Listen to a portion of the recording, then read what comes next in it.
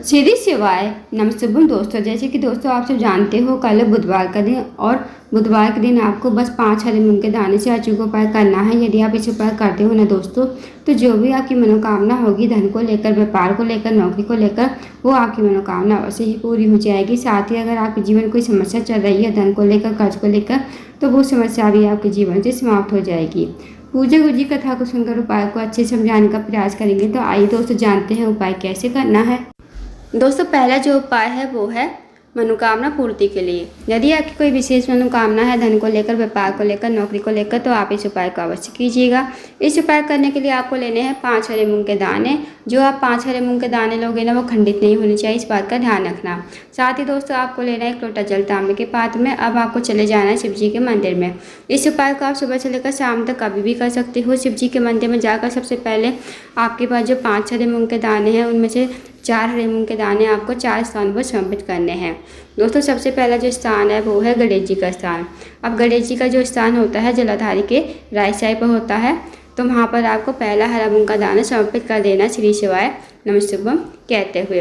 दोस्तों आप सबको पता होगा कि शिव जी का पूरा परिवार जलाधारी पर विराजमान, तो आपको पहला हरा मूंग का दाना जलाधारी के राइट साइड पर श्री शिवाय नमस्तुभ्यम कहते हुए समर्पित कर देना है। अब दोस्तों जो दूसरा हरा मूंग का दाना है वो आपको समर्पित करना है भगवान कार्तिक के स्थान पर। भगवान कार्तिक का जो स्थान होता है जलाधारी के लेफ्ट साइड पर होता है, तो वहाँ पर आपको दूसरा हरा मूंग का दाना समर्पित कर देना है श्री शिवाय नमस्तुभ्यम कहते हुए। अब दोस्तों तीसरा हरा मूंग का दाना आपको समर्पित करना है माता असौशुन्य के स्थान पर। दोस्तों माता असौशुन्य का जो स्थान होता है जलधारी के बीचों बीच में होता है, मोटी सी लाइन बनी होती है नाग देवता की तरह, तो वहाँ पर आपको तीसरा हरा मूंग का दाना श्री शिवाय नमस्तुभ्यम कहते समर्पित कर देना है। अब दोस्तों चौथा हरा मूंग का दाना आपको समर्पित करना है पार्वती माता के हस्तकमल पर। पार्वती माता का हस्तकमल जो होता है दोस्तों वो होता है जहाँ शिवलिंग विराजमान होता है। नीचे आप देखोगे गोल गोल कटी भाग होता है, तो वो पूरा का पूरा जो गोल एरिया होता है ना, वो माता पार्वती का हस्तकमल होता है। तो वहाँ पर आपको चौथा हरा मूंग का दाना श्री शिवाय नमस्तुभ्यम कहते समर्पित कर देना है। अब दोस्तों आपके पास बचा 1 हरा मूंग का दाना। 1 हरे मूंग के दाने को आपको लोटे के जल में डाल देना है और थोड़ा थोड़ा जल आपको चारों स्थानों पर, सबसे पहले गणेश जी के स्थान पर, फिर भगवान कार्तिक के, फिर माता सरस्वती, फिर पार्वती माता के हस्तकमल पर, और जितना भी जल बचेगा वो आपको अपने हाथ में रखना है। भगवान से प्रार्थना करनी है कि हे महादेव, मेरी ये मनोकामना है काफ़ी दिन से अधूरी पड़ी है, आप मेरी मनोकामना को पूर्ण करें। तो आपको ऐसी प्रार्थना विनती करते हुए लोटे का जल आपको शिवलिंग के ठीक ऊपर श्री शिवाय नमस्तुभ्यम कहते समर्पित कर देना है। 2 मिनट आपको मंदिर बैठना है, श्री शिवाय नमस्तुभ्यम का जाप करना है। अब आपको भगवान को प्रणाम करते हुए, विनती करते हुए आपको अपने घर पर आ जाना है। तो दोस्तों करके देखिएगा, बहुत ही अचूक उपाय है। इस उपाय को यदि आप करते हो तो जो भी आपकी मनोकामना होगी वो मनोकामना आपकी अतिशीघ्र पूर्ण हो जाएगी। अब जानते हैं दोस्तों अगले उपाय के बारे में। अगला जो उपाय है दोस्तों वह है रोग मुक्ति के लिए। यदि आपके घर में कोई व्यक्ति काफ़ी दिन से बीमार पड़ा है, उसकी जो बीमारी है दूर होने का नाम नहीं ले रही है, तो आप इस उपाय को अवश्य कीजिए। इस उपाय को करने के लिए सबसे पहले आपको लेना है 1 लोटा जल तांबे के पात्र में। साथ ही आपको लेनी है 1 बेलपत्र। जो आप बेलपत्र लोगे ना, कहीं से कटी फटी खंडित नहीं होनी चाहिए। अब आपको चले जाना है शिव जी के मंदिर में। शिव जी के मंदिर में जाकर सबसे पहले आपको 1 लोटा जल शिवलिंग के ऊपर श्री शिवाय नमस्तुभ्यम कहते समर्पित कर देना है। उसके बाद दोस्तों जो आगे बेलपत्र है ना, बेलपत्र को आपको अपने सीधे हाथ की हथेली पर रखोगे, भगवान से प्रार्थना करोगे उस रोगी व्यक्ति के लिए, जो रोगी व्यक्ति आपके घर में काफ़ी लंबे समय से बीमार पड़ा है।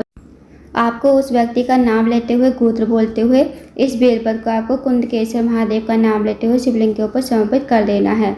उसके बाद दोस्तों आपको 2 मिनट मंदिर बैठना है, श्री शिवाय नमस्तुभ्यम का जाप करना है। अब जो आपने बेलपत्र चढ़ाई थी ना शिवलिंग के ऊपर, वो आपको महादेव से विनती करते हुए औषधि के रूप में आपको अपने घर पर लेकर आनी है। इस बेलपत्र को घर पर लाकर उस रोगी व्यक्ति खिलाना है, जो रोगी व्यक्ति आपके घर में काफ़ी लंबे समय से बीमार पड़ा है।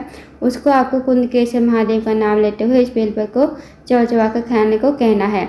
यकीन मानिए दोस्तों, यदि आप इस उपाय करते हो तो जो भी उसकी रोग बीमारी होगी वो धीरे धीरे दूर हो जाएगी। तो करके देखिएगा, बहुत ही अचूक विशेष उपाय है। अब जानते हैं दोस्तों अगले उपाय के बारे में। अगला जो उपाय दोस्तों वह है, अगर आपका कोई कार्य है बहुत दिनों से अटका हुआ है, आपका कार्य पूर्ण नहीं हो रहा है, या फिर आप किसी कार्य के लिए बाहर जाते हो, आपको कार्य में सफलता नहीं मिलती है, साथ ही आप किसी नौकरी के लिए जा रहे हो, नौकरी आपको नहीं मिल पा रही है, तो आप इस उपाय को अवश्य कीजिए।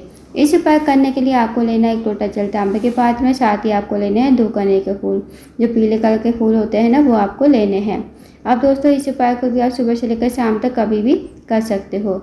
अब आप चले जाइए शिव जी के मंदिर में। शिव जी के मंदिर में जाकर सबसे पहले आपको एक लोटा जल शिवलिंग के ऊपर श्री शिवाय नमः शिवाय कहते समर्पित कर देना है।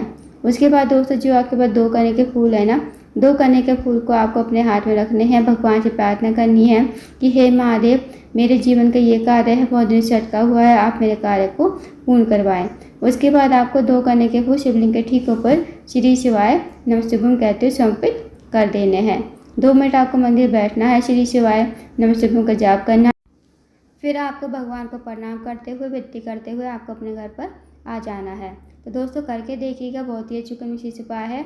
अब जानते हैं अगले उपाय के बारे में। दोस्तों अगला जो उपाय है वो है, अगर आपके जीवन में धन की कमी है, पैसों की तंगी या फिर आर्थिक तंगी से बहुत ज़्यादा परेशान हो, आपके घर में माता लक्ष्मी का वास नहीं है, माता लक्ष्मी आपसे रूठी हुई है, तो इस उपाय को अवश्य कीजिए। इस उपाय करने के लिए आपको लेना है 1 लोटा जल तांबे के पात्र में, साथ ही आपको लेना है 1 कमलकट्टा। 1 कमलकट्टा जो आप लोगे ना, उसे आपको लोटे के जल में डाल देना है और आपको चले जाना है शिव जी के मंदिर में। शिव जी के मंदिर में जाकर सबसे पहले आपको उत्तर की तरफ मुकर खड़ा होना है। भगवान से प्रार्थना करनी है कि हे महादेव, मेरे जीवन में धन की वृद्धि नहीं है, धन की प्राप्ति नहीं है, माता लक्ष्मी हमसे रूठी हुई है। आप कुछ ऐसी कृपा करें कि हमारे जीवन में धन की वृद्धि हो, धन प्राप्ति हो, माता लक्ष्मी का हमारे घर में वास करे। तो आपको ऐसी प्रार्थना विनती करते हुए लोटे का जल आपको शिवलिंग के ठीक ऊपर श्री शिवाय नमः शिवाय कहते हुए समर्पित कर देना है। फिर आपको 2 मिनट मंदिर बैठना है, श्री शिवाय नमः शिवाय का जाप करना है। फिर आपको भगवान को प्रणाम करते हुए विनती करते हुए आपको अपने घर पर आ जाना है। तो दोस्तों करके देखिएगा, बहुत ही शुक्र विशेष उपाय है। तो दोस्तों ये थे कुछ विशेष उपाय जो आपको बुधवार के दिन करने हैं। इन उपाय को अवश्य कीजिएगा। अगर आपको जानकारी पसंद आई हो, वीडियो को लाइक करें, शेयर करें, चैनल को जरूर सब्सक्राइब करें।